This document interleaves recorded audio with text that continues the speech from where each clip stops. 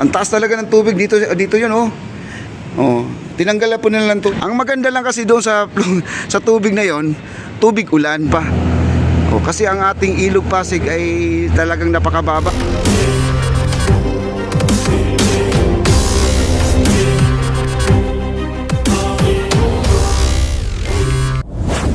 I-check po natin sa ngayon, guys, ang ating floating bridge doon na gawa ni Fabian.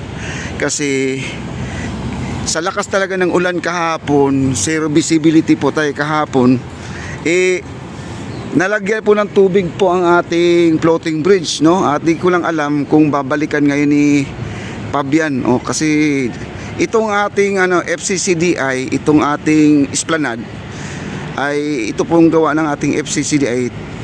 Tapos na talaga, no? Ang ano lang, yung problema lang talaga yung floating bridge na natin, kasi kahapon maraming kumukuha ng video, picture, yung mga estudyante doon na hindi po makatawid dahil nagtatawanan po kasi sila kung paano sila makakatawid dito. Buti na lang si Kuya Lino, ang ating guard na may motor sila, ay naawa naman po sila, no? At pinasakay na lang po para makatawid lang po doon sa ating floating bridge. Ako naman ay nakatsinelas, okay lang po tayo ay lulublob doon sa tubig. Ang maganda lang kasi doon sa tubig na yon, tubig ulan.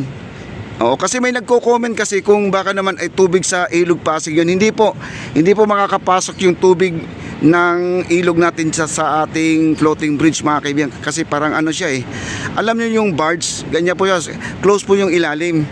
Kaya lang yung ilalim ng may imbakan po siya ng tubig talaga. Kapag yan po ay siguro may motor pa yan, may motor pa yan.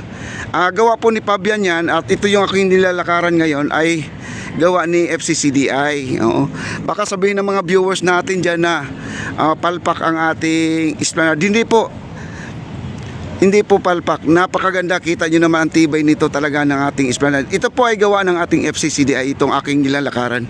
Kita nyo naman, ayan, di ba? Yan. Ito basta itong nilalakaran ko. Ito. Yung pagbabao ng pilote, FCCDI po ang gumagawa. Ngayon, itong floating bridge naman ay ibang company po yan.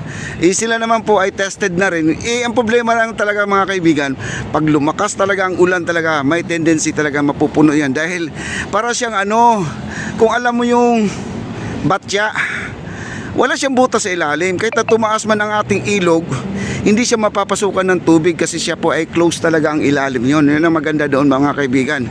Kaya kahapon umapak ako dyan sa tubig na, kasi tubig ulan naman, malinis siya, guys, malinis siya. Siguro naman ay kailangan ng motor, kasi doon sa kabila sa may Jones Bridge, sila din ang gumagawa doon, yung Fabian din. Parang may motor doon, kasi pag lumakas ang ulan, naglalawa talaga doon, pero kalaunan mawawala na po ang tubig, kasi magugulat ka, nawawala. May motor sa ilalim, may naglilimas, no? Hinihigo po. Puntahan po natin yung ang bridge ng ating floating bridge nung gawa ni Fabian, mga kaibigan. Basta ang ginawa ng FCCDI, itong aking nilalakaran po. Yung tunnel, hindi po sa kanila yan, ha. Paalala ko lang yan, hindi po sa kanila yan. Yung tunnel dyan, yung ilalim, yung daanan ng sasakyan dati, yung tunnel ng ating MacArthur Bridge, iba po yon.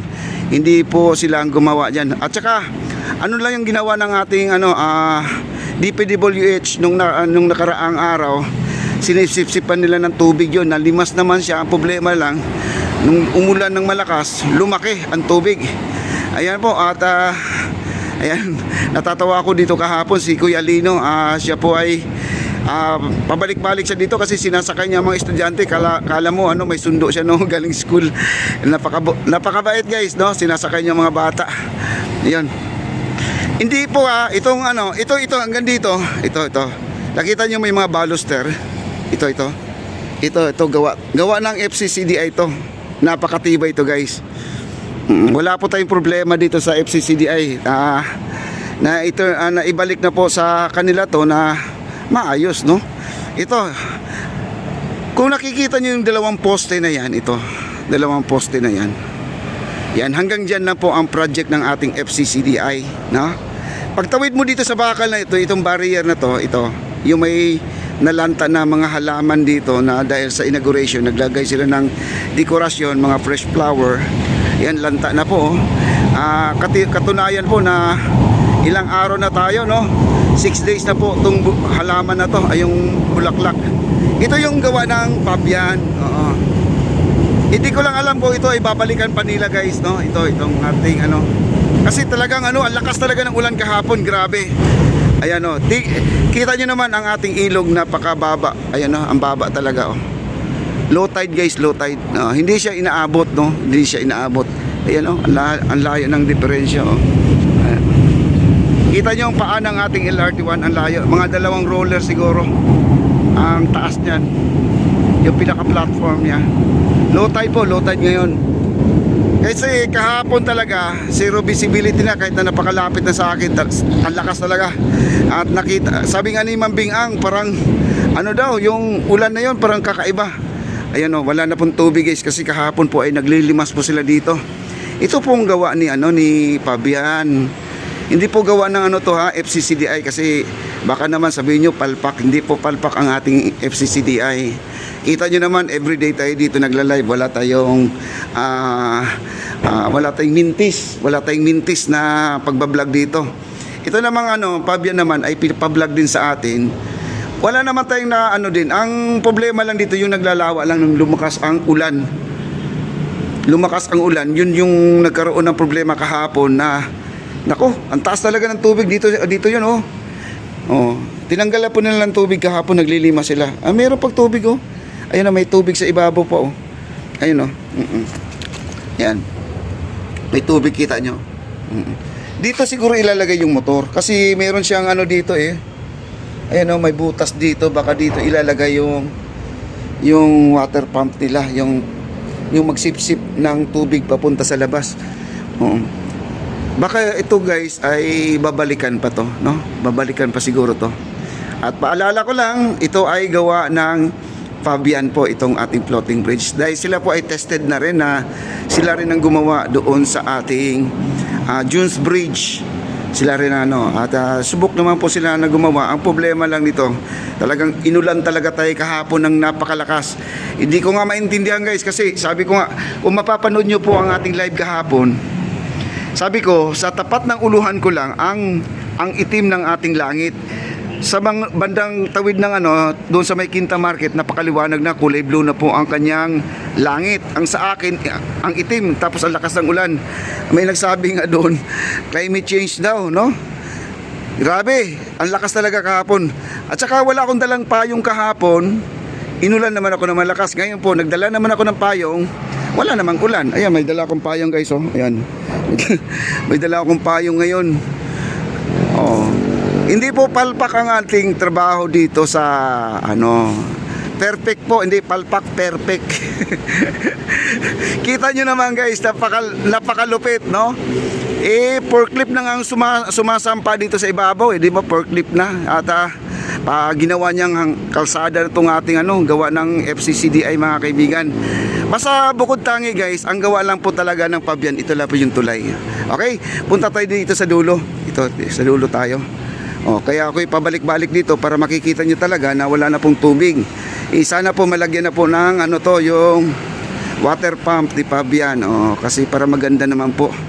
Yung mga bata kasi kahapon dito, nandito kahapon, natuno picture dito mga kaibigan, no? Nagtatawanan pa sila kasi yung iba nakamedyas, di po makalusong talaga.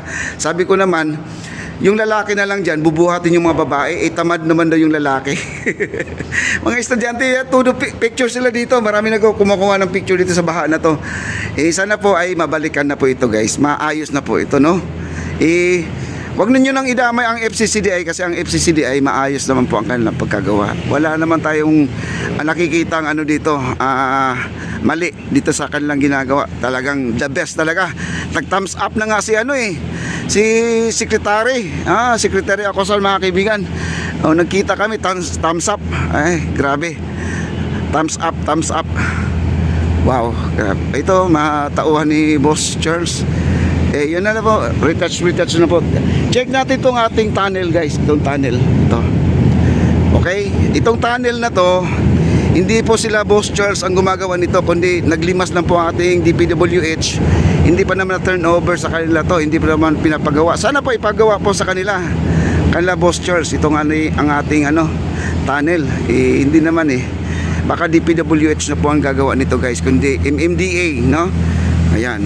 Pero na ano bumaba po ang ating tubig kahapon, umabot dyan sa may Kartilya sa postcard na yan. Pero nandito na siya bumaba, kumbaga meron siyang lusutan pa. Kasi ang ating ilog Pasig ay talagang napakababa, mas mababa pa siya sa ilog guys. Ay ito pala mas mataas to sa ilog, kaya may tendency talaga na huhupa pa siya, no? Bababa pa siya dahil ang ilog natin guys napakababa talaga, no? Low tide talaga to, low tide. Bali dalawang roller pang binaba nito kasi yun pang pagbabasihan ko yung LRT1. Ayan po, LRT1 natin.